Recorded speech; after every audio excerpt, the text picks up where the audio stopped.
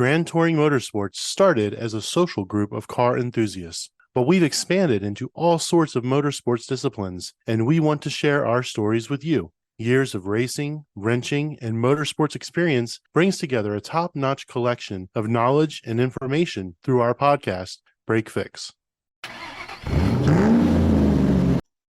Hey everybody, Crew Chief Eric here, and with me today is a special guest, Judd Gravel from the DMV region of GTM. And this is going to be a great opportunity for you to get to know one of your fellow GTM members better. Judd happens to be our 2019 DE champion, which is the highest award given in GTM. It's our MVP award. He is the resident wallflower sometimes. You play a bit of Where's Waldo, like where did Judd go this time? All around great member and a great guy, and we want you to get to know him a little bit better. So hey Judd, how's it going? Hey, how are you, Eric? Happy to be here. Glad to have you on board. So let's really get into it, right? Let's start with the hard one. How did you get into cars, or how did you get into motorsport? Why don't you talk me through that? You know, it's funny. When I was a kid, my dad was stationed in Germany, and I lived about a mile away from the Hockenheim ring. So we would always hear on the weekends these crazy sounds coming in over the cornfield. And we eventually ventured over there, and I got to see my first race. And when I came back to the States, I found that there was this F1 world where they had Ferraris and Mercedes and all these cool European brands racing. Racing was more than NASCAR. So I kind of fell into watching that, and I was just a watcher for many years before I actually got onto a track. So, do you have a favorite motorsports discipline? You know, some of those being, let's say, rally or Formula One or autocross or karting or whatever it might be. Do you have a favorite in there? All of them that you mentioned would be favorites. I do, prefer road racing. Obviously, F1 and IndyCar are my favorite, but I have to say, watching IndyCar, I don't mind watching an oval now and then. Now that I've kind of gotten used to it, watching open wheel cars go around in ovals is kind of exciting. But I also used to watch rally a lot. I used to watch touring car racing back in the '90s. I don't watch it so much anymore. But yeah, really any kind of road car, any kind of road racing. Nice. So since we're on that topic, what would you say is the greatest motorsport driver, pilot, rider of all time? Driver being cars, pilot being F1 type guys, and a rider being, motorcycles or whatever. So if you could pick out of those categories, who'd you say is like the all-time best? I think all-time best is kind of a bogus.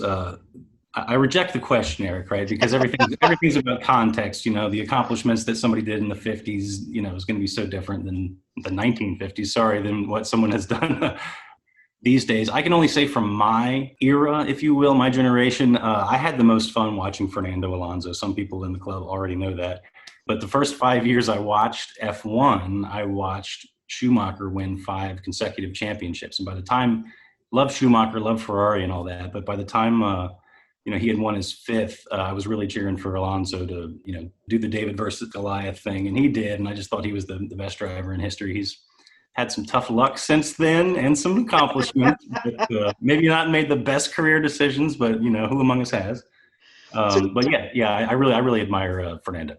Nice. And that, it's funny you say that. I like that answer because, out of context and all that. And I just got done not too long ago writing an article about Juan Manuel Fangio's story, the documentary that was on Netflix. And they were asking countless people basically the same question, which is where I borrowed it from. And it was funny. The resounding answer was always Fangio, Fangio, Fangio. And then you got that one guy that's like Senna. Right. Yeah. So those are the knee-jerk reactions, but to hear you say Alonso, that's really good. Somebody a little bit more modern. Maybe I'm hoping the answer to this next question isn't the same, which is if you could meet one motorsports legend, dead or alive, who would that person be?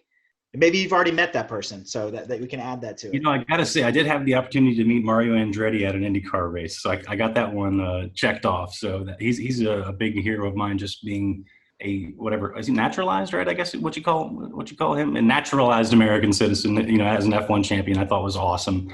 But I've already met him. So the other two obviously on the list would be Fernando, but then Schumacher himself, right? Schumacher was the Goliath when I was cheering for David. And I really admired the way he went about kicking, the way he went about driving so well for so long with absolutely. That was awesome. Not to take anything away from Hamilton or, excuse me, my cat's here, or from that Red Bull guy, Vettel, right? But Schumacher, they were just so dominant here. It'd be cool to see talk to him about what drove him. Are you still an F1 fan now, or have you kind of pulled back with the whole COVID thing and not really paying attention? I gotta tell you, I'm still an F1 fan. I still tune into every race, but I sometimes will record them and fast forward through significant portions of them. I still love the drama. I love the off-season rivalry, the engineering.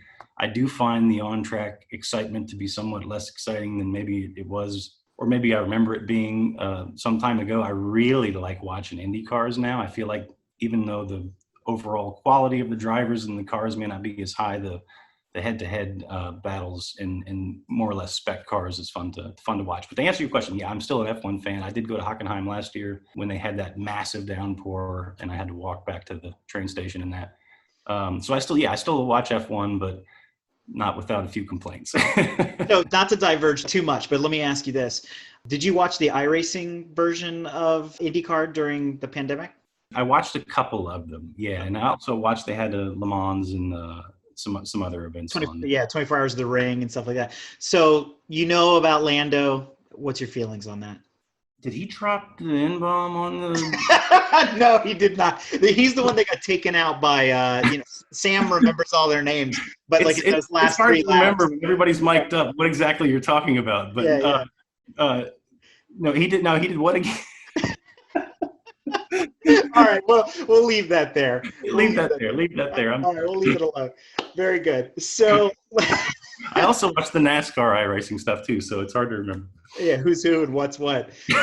So with that being said, you were a fan as a kid. That's a similar story to some other people. Actually hits close to home for me because, my dad used to tell me these stories of when he was a kid, he would go down to the fences there at Maranello and he would watch Niki Lauda run on the test circuit, right? And that's what inspired him to get into motorsport. So would you say that those early days in Germany inspired you to get into motorsport, or was there something else that was the switch, right, that made you say, I want to get behind the wheel and I want to start driving?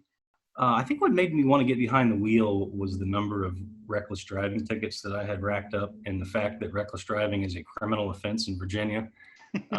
I had more reckless due to speeding. 20 miles an hour over the speed limit in Virginia is reckless, right? So I had just a laundry list of these things. And I finally figured out, hey, I'm this huge racing fan. I've obviously got a lead foot.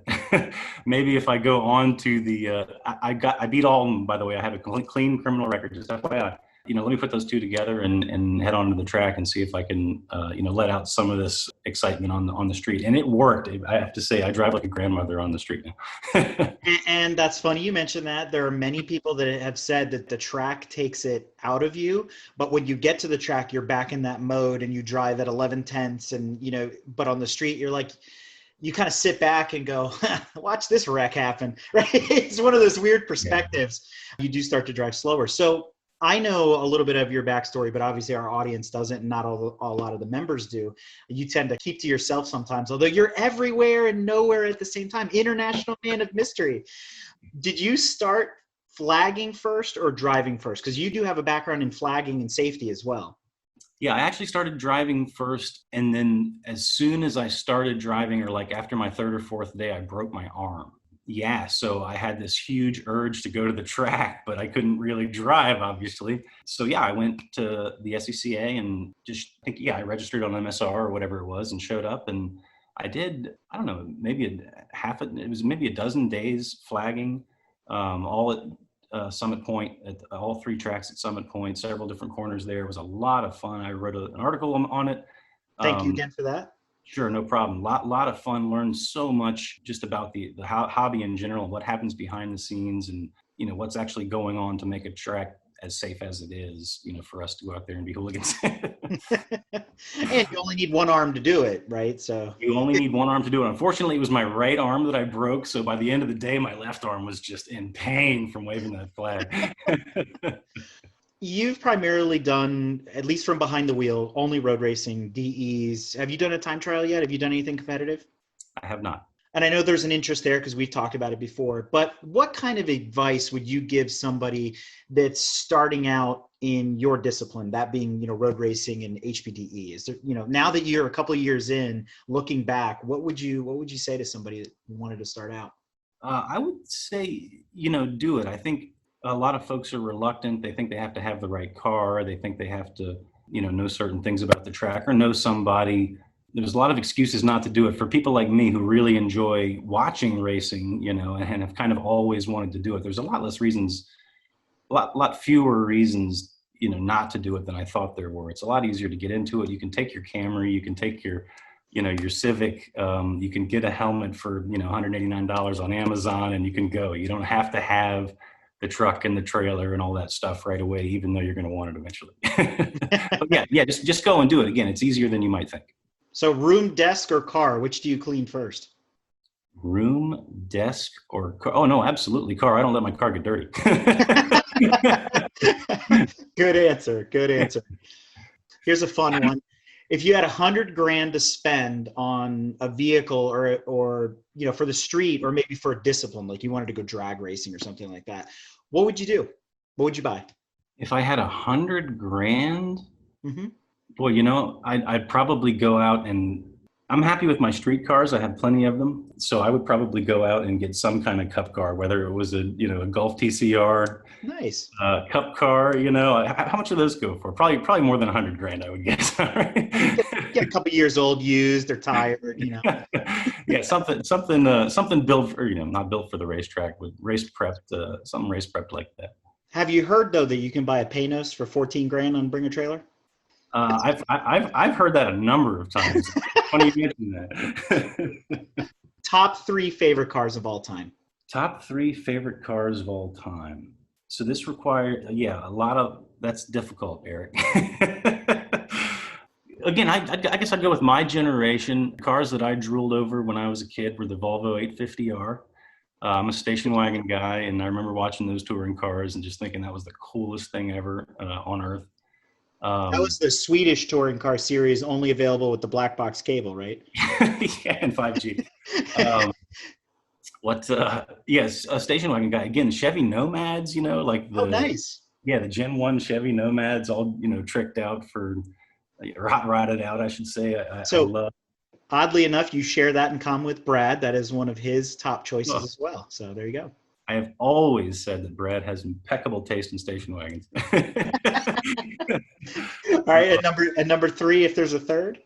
Number 3, again, back to the supercar of my days, Diablo. Something about the Lamborghini Diablo. It's that sweet spot in between, the classic Countach and then the modern, Audi-based Lamborghinis we see today. I'm going to split hairs on the Diablo. Is it the pop-up headlight one or the one with the the covered headlight? I got to go with pop-up headlights. Hey, there we go. I mean, come on.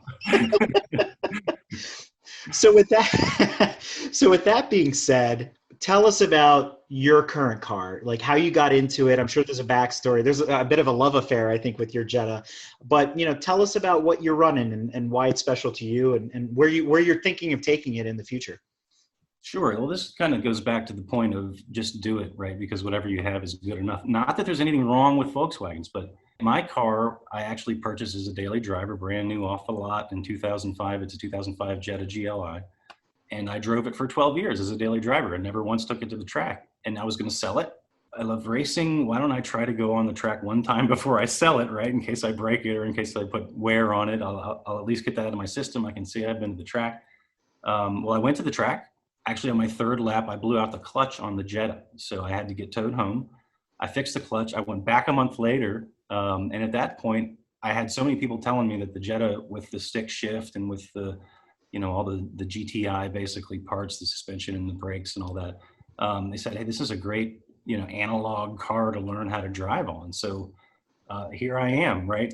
Many dozens of track days later, still driving the Jetta, and everything people have told me I think is true. There's nothing electronic in that car. It's you and the steering wheel and you got ABS, but other than that, it's really just you and the track. And I think it's a great learning car. I'm torn, right? Because I've always wanted to drive rear wheel drive, but on the other hand, I don't see any really compelling reason to move on past the Jetta now. I'm just continuing to modify it and break it. Especially axles is a common thing. Yeah. What drew you to that car? Because I mean, in 2005, there were a lot of cars to pick from, let's just say, especially at the price point of a 20th anniversary edition car like yours. You're looking at the upper 20s, close to $30,000 out the door. You had other cars to pick from in that range, be it American, Camaros and Mustangs, stuff like that. You had 350Zs that were out at that point, other German cars, M3. I mean, obviously, M3 is probably more expensive, but there were other things in that price point. What drew you to the Volkswagen? Well, well, three really in retrospect. One was it had a 6-speed, which not everything had a 6-speed at that point. The second thing was it didn't have a wing. Ah. When you were looking at the WRXs and the Evos and even the SIs, the Civic SIs, there was always this huge boy racer thing with a big wing and all that. And I love the fact that the GLI didn't have a rear wing on it. I thought that was awesome. It did have the body kit, so it looked sporty, but it was kind of a sleeper. But then the third thing was going back to the Euro background. Sure, I wanted an S4 or an M3, but on my income, 28 grand was a lot of money, and that was that's what the GLI was. So yeah, I bought, and I was more comfortable buying new at the time, just as I didn't know anything about cars. But yeah, that third part of it there was just that it was kind of the poor man's Audi or whatever. Whatever you want to call it, which I was fine with because I was poor and I wanted an Audi. There you go. So it's funny you mentioned that. So let's spin the clock back a minute. So in that kind of Top Gear fashion, what cars led up to the Jetta? What did you have before it? A lot of wagons, almost all wagons. Please tell me you had a 240D Volvo. You're my hero. No, sir. No, sir. No, we didn't get quite that far up the chain. I had like a Ford Taurus wagon. I had an 88 Ford Taurus wagon, like a 1980 Mazda 323 wagon. Oh, wow. Yeah, some real garbage. So what was your first car? What was your very first car? My very first car would have been my parents bought a used Subaru GL beige, Oh, wow. maybe 84 Subaru GL or something like that. And I actually rolled it over like 2 weeks after they gave it to me. I took it on this one dirt road and, it was, hey, what's this 4-wheel drive button for? And the next thing I know, I'm upside down. It was hilarious. Well, I've seen the way you check your suspension. The videos are hilarious. So maybe I guess some things haven't changed, and that definitely answers the question. If you could turn back time and warn your 16-year-old self about driving, what would you tell them to do differently? You definitely covered that one for me. So that's interesting. So you're settled in the Jetta. I know you really love that car. You're very passionate about it. You're part of the Mark IV Mafia, which is a subset inside of GTM. There's 8 of us or more now running those cars on track. They've hit a price point now where, I don't know, they cost more to build than they do to buy. I mean, depending on what you're doing. We have categories, as you know, we have a build sheet for those cars, stage 1, 2, 3, 4, and so on. Obviously, the TT is like stage 12 because it's way out there in La La Land. But I always view your car kind of in the middle. You're there with Brad, and all the cars are very competitive. Even my VR6 is right there with your car. We've gone back and forth and swapped lap times plenty of times, and you're very fast. So where do you see going next? Do you see yourself, finally stripping that car down to bare metal, or where's your plan? It's been interesting so far because I haven't had a place to store that. I don't really have a garage or even a driveway. I live in Arlington in a condo, so it's a little bit different for me than some of y'all with your spacious estates where you store your cars. I live in the boonies, man. I don't know what you're talking about. Yeah, right. But now I actually recently procure a tow vehicle, and I'm looking at a trailer now. Oh, and nice. Store it. So my goal here is to put a cage in that thing and make it a little bit safer, because I kind of couldn't up until now just because I had to drive it everywhere. Driving it to the track, you want to have it maintain a certain level of comfort. But now, yeah, my goal is to make it safer, probably strip it out a little bit, put a cage, take the plates off it eventually, now that I can put it on a trailer in a storage lot somewhere. For the rest of the Mark IV people that are listening to this podcast right now, I've already called dibs on all his black accessories from the 20th anniversary package. Just want to let you know. No problem. They won't come cheap, but you can have them. Yeah, and so, as Brad calls it, fun wheel drive. And you said, you'd love to get into a rear wheel drive car, and you don't really see at your current stage a real reason to make that jump. But if you did make the jump, do you have an idea what you would jump into? Yeah, I'd ask Mazda to design a slightly larger Miata. but yeah, I thought about just, 3 Series BMWs, anything that would fit me, that is kind of, I like the low powered thing, I don't need an M3.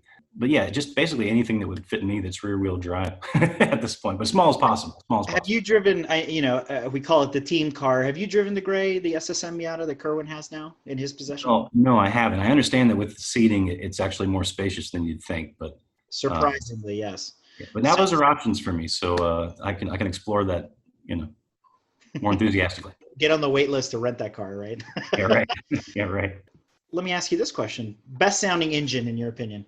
Oh, the best sounding engine. Can I do a tie? Is that chickening out? No, go. You can give me a three if you want. Go All right right, ahead. I'll do a tie. Any of those last generation V10 F1 engines. But yeah, I I give got, you that. I got to see those in person. So did I. I went to Indy every year. The F1 was there. Even the sad race with only four cars running. I was there with you shouting at the, And the track. So was Sam, and so was Don, and a bunch of other Oh, members. But at that time, we weren't all together as one big happy family yet. So yeah, what it's a a terrible race small that was. racing world. But yeah, just the noise of those engines. I mean, you had to have earplugs, or you were done for. But then on the other side of of the scale down near the base end, man, the good old American Corvette V8 like Le Mans car. I saw those in person at VIR one time, and just the thunder and the noise coming out of that thing. Just you knew exactly which car it was every time, and you heard it until it was like a mile away. It was Yeah, awesome. John Cafisi in another podcast episode, he's quoted as saying, "It sounds like hammers hitting the ground." It's absolutely, absolutely. It's unbelievable. Yeah, you feel Well, it more than you hear it. so since we're talking about that, we have a couple minutes before we get into some other questions. What do you think about the new C8 Corvette? We wrote an article about that on GTM. It's not the first mid-engine attempt by Corvette, but I know you're an IMSA fan and you've probably been following it like we were, and we had a lot of hope for that car. So what do you think about it? I think it's a wicked car. I'm not too concerned about tradition. I almost feel like maybe there was room for another car in the lineup, right? And make that the mid-engine car and leave the Corvette how it was. But I'm fine with the mid-engine. I'm fine with the dual clutch transmission. It seems like it's going to be a wicked car. I think hopefully make it more competitive with the other mid-engine entries from Ford and Porsche and all those guys. So What do you think about the styling? I mean, a lot of guys joke, you see a McLaren, what is it, 570S? They're like, oh, ask him how he likes his C8 Corvette, right? Because they're very similar looking cars. yeah, I would even say the same thing about some of the new Ferraris and the Corvettes. The 360s, I guess that era they started looking like the Corvette front ends. So yeah, it doesn't bother me. I don't love some of the rear angles on it, to be honest with you, but I think they handle it well. They handle moving the engine and still maintaining some of the cool fender dimensions and things. So you still looks like a Corvette, but yeah, I mean, they're all designed in a wind tunnel now. They're going to have similarities, right? Yeah. I was wondering, and this is before we get into another question about the club itself. So you've been in the virtual racing league for quite a while, and we're going to actually talk about that in another episode and try to invite some of the survivors, we call them, on that to talk more about that series. And a lot of people don't realize that is a long-standing and one of our only competitive events in GTM. Is our virtual racing league, and it's been going on since 2016. And I know you came on early. We used it as a recruitment tool for a lot of folks. Yeah. Although you and I met at Summit Point because you're like, hey, those cars are pretty cool. And Yeah, right, what are you guys doing? You got a Mark Ford, so do I. And that was the yeah. end of the conversation. But, talk to us a little bit about that experience, like the connection of the club in kind of our own little virtual world there. No, that's cool. Now that you mention it, I don't know that I've been to an event that has more club members in it, right? And maybe like the annual bash and stuff like that. But usually, if you want to get together with like as many club members as you can at one time, you do VRL because they're all on. They're almost always online racing. Just about everybody does VRL. So yeah, it's been fun just to talk to people off the track. People usually, not that they're stressed out at the track, but they're even letting it hang out even more on the VRL event, so you really get to know people better. But yeah, it's been a lot of fun. Yeah. Although I have to say, as a person who uses a steering wheel, I feel like I'm being manhandled by you controller people. One comment about that. So for the listeners out there, there's also some other things we talked about in the Who is GTM episode of the podcast. Some of the other things that we offer, like fantasy football and things that are just kind of traditional, but not really car related, because just the way we're structured, we always like to try to do something different. And you are also part of the D&D Guild, another subset within GTM that we never thought would happen. But, I've always find that really comical. No, it's been comical. I did not expect to spend several hundred hours playing D&D with you guys, but hey, things happen. And that's never winter. We're not playing the old school, paper and pencil games, but still. But let me ask you this, because it's been a burning question for a while since we're talking about VRL. What is the fascination with the vintage Italian cars? Because I can always identify you, because it's like, who's driving the weird Italian car? Oh, it's Judd. So what's the draw? I just want to know. Well, it goes back to my youth. My dad, along with being stationed right next to Hockenheim, was stationed in northern Italy for several years. So, what was that, 85 to 89? So, the Maseratis of that era, I guess to other people, they look like horribly ugly boxes, but to me, they're just, they were the dream cars of the time. And those were the kinds of cars I saw, hot rodding around Italy when I was growing up. So, definitely a tribute to where I spent some time growing up. Nice. Did you guys do any time in England or just in mainland Europe? Just in mainland Europe, yeah. 4 years in Italy and 4 years in Germany. Nice. But you are a Top Gear fan, though, right? I am a huge Top Gear fan. All right, so I'm going to ask you this question. Oh, gosh. Clarkson, Hammond, or May? Oh, man. I got to say May. I just watched his Japan special with my kids, which was almost kind of a mistake, but I love his outlook. Clarkson is a little bit sour sometimes. Hammond's a little bit of an airhead. Not that May isn't, but I do enjoy James May. I'll take May. Yeah. So you'd have a beer with May. I like that. You're actually the second person. You're the second person to say that. I'm happy with that answer. So now the big one, right? As we're kind of closing in here on our time. Tell us about your experience with GTM, right? With Gran Touring Motorsports. What's it been like for you? The good, the bad, the indifferent, and last year you were crowned MVP, our highest award, the DE champion, and that comes with a lot. I mean, you went to everything we could think of, and we were throwing events out there. Next, Judd's here again. Oh, hey. But, kind of describe for the audience what it's like to be a member of the group. You came on kind of midway through, because we've been around for 6 years. I think if I look at your registration date, you're somewhere in the middle there. So just kind of fill us in, your outlook. Yeah, no, it's been just invaluable to be part of GTM as someone who's coming into the hobby with, basically no background and no, support group of friends or anything at the track. People at the track are always nice, and you can always ask people questions, and they're usually, perfectly happy to help you.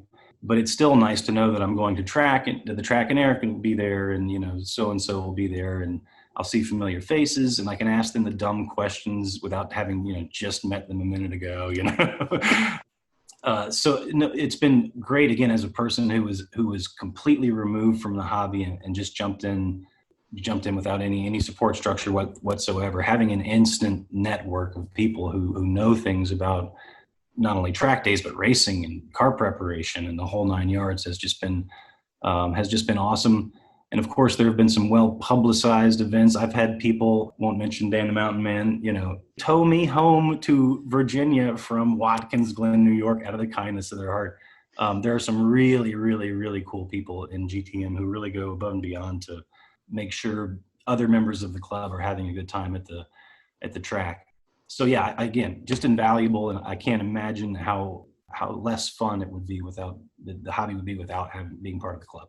Yeah, that's one of the old mantras that Brad came up with. He used to say, with GTM, you never go to the track alone. Now we've changed ideologies a few times, or sayings, mantras, whatever you want to call them. But so to kind of expand on that, what would you say is one of your favorite events, right? Because our events are very different than what you would get at, like say Porsche Club of America or Audi Club or whatever. So what would you say is, one of your favorite activities that we've done over the years that you've been with us? Yeah, well, I tell you, I love the field trips here. I took part in 2 years ago we don't call it the field trip. What do we call it here, Eric? Help me. The Cannonball Runs? Cannonball Run, excuse me. Yeah, the Cannonball Run. I made it through half the Cannonball Run that first year. I got to pit race, not Mid-Ohio. The following year, I did make it to Barber. Those are the kinds of things, where I would be particularly concerned about driving myself solo out to Barber Motorsports Park, right, to run that track. I might not be able to do that if I didn't have the club. And, when you're down there, you're going to dinner with them, you're seeing them, you're all, getting coffee together, you're using communal supplies and things like that.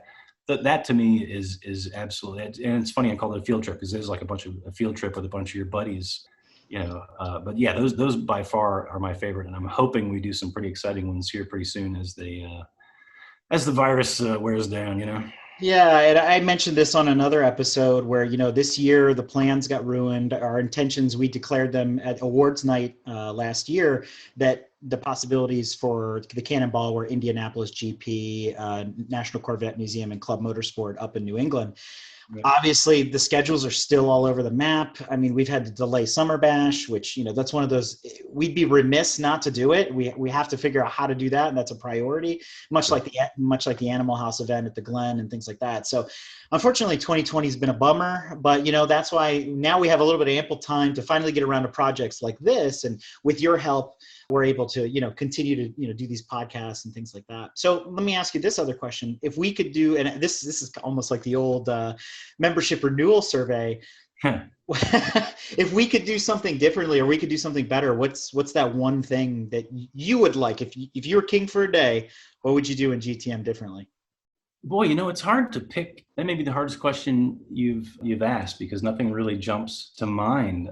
At times I've felt like, we should all do more, track days, right? Just more of the same, I guess, is what I'm trying to say. Again, nothing really jumps out. I'll fill it in on my membership survey though, if something comes to me. But yeah, no, I think you guys do a great job. You do offer everything from dyno days to go-karts to do-it-yourself days to actual track days. I think you're doing a lot of great stuff. Just again, more of the same. Well, as Brad says, we can't do any of this without members like you, right? And every one of the 70 people that are in your group are important to us. They bring their personalities, they bring their stories, and that's what we're trying to, obviously capture some of that. But if not, it'd be me and Brad just poking each other like we've been doing for 20 years and poking fun at each other. Again, I can't thank you enough. And, you've contributed to the articles we've done, and you're always there and you're always helping. And that's why, again, the DE Champion Award was well-deserved, and we were worried though about we call it the Madden curse, right? Yeah. But no, I'm glad to see you. I'm glad you're doing well. It's been difficult to connect with everybody. The people that are buckled down, are reaching out, but a lot of our other members, it's like, where have they gone? Where are they going? Yeah, well, I definitely had some social media distancing there during the during the virus, but I'm comfortable. I'm coping now, Eric. I'm coping now. Very good. Very good. Is there anything you'd like to ask me? Anything you want to talk about before we wrap up? Yeah, when are we going to the track again? I am ready. It's just it's been tough with this virus here. Let's get the schedule. You're headed to some state that'll let us run, and let's go. Right. You're headed to Dominion this coming weekend.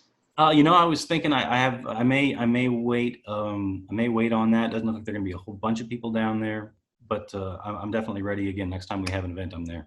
Nice. All right, Judd, it's been a lot of fun. I'm sure there's going to be more questions coming from this, but again, our goal here was to get people more familiar with the faces that they're seeing on the website. A lot of times it's, yeah, that guy, and everybody knows each other, but getting that backstory, getting that familiarity, it's fun, and it's good to know where your roots come from, and there's similar stories there. There's these foundations of, hey, I was a kid and I had my hands on the fence, and all that kind of thing. But again, thank you so much. It's been an absolute pleasure. No, it's been a pleasure. Thank you for letting me contribute to the club. All right.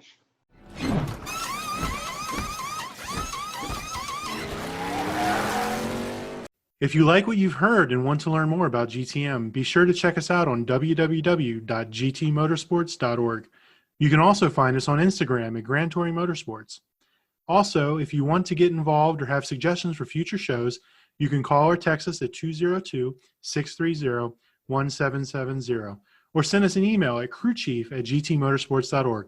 We'd love to hear from you.